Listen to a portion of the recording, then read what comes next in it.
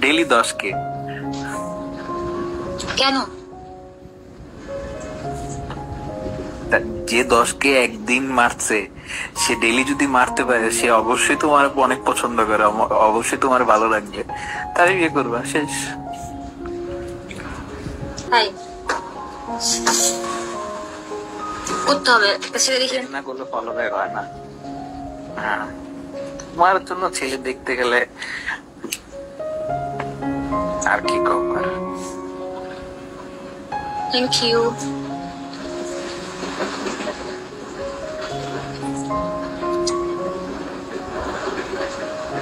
আসলে বলো না 10K দিছি।